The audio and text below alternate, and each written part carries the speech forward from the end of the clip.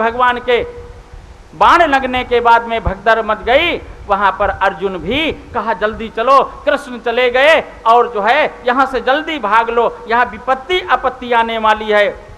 16,100 रानियों को लेकर के, और वो जो अन्य 8 पटरानियां थी वो तो भगवान का चिंतन करके अंतर ध्यान हो गई।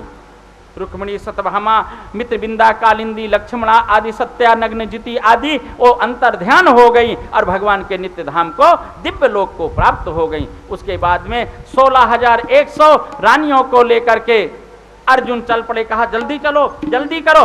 सब जो जिस प्रकार थी, कोई सामान नहीं लिया और वो अर्जुन के साथ में चल पड़े। जब अर्जुन 16,100 रानियों को लेकर के जा रहे थे तो रास्ते में क्या घटना घटती है? कहते हैं भीलों ने वहां पर अर्जुन के रथ को पकड़ लिया, जिसको बड़े बड़े वीर पुरुष भी अर्जुन को देख लेते कि अर्जुन आ रहे थे तो रास्ता छोड़ करके बोलो ना भाग जाते थे। आज अर्जुन के रथ को भीलों ने, जंगल में रहने वाले जंगली लोगों ने अर्जुन के रथ को पकड़ लिया। कहते हैं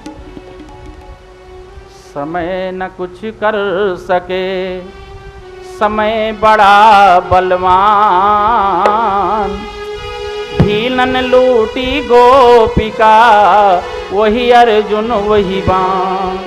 अर्जुन के पास में बाण भी है और वही धनुष है जिससे बड़े बड़े वीरों का संहार करने वाला। आज अर्जुन निष्प्रभावी हो गया, अर्जुन कुछ नहीं कर पाया।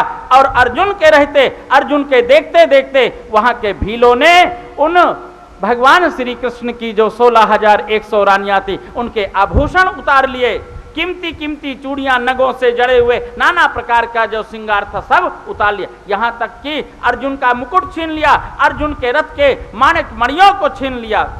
उन गोपियों ने विचार किया ये हमारी क्या रक्षा करेगा, जो अपनी रक्षा नहीं कर पाया, और ये हमारी क्या रक्षा सुरक्षा व्यवस्था करेगा। एक तालाब था और वहां तालाब में जा करके उन्होंने, गोपियों ने, एक बहुत बड़ा कुंड था, उस कुंड में जा करके जय श्री कृष्ण कह करके उसमें छलांग लगा दिया। जब छलांग लगा दिया, वही गोपी कुंड के नाम से जाना जाता है।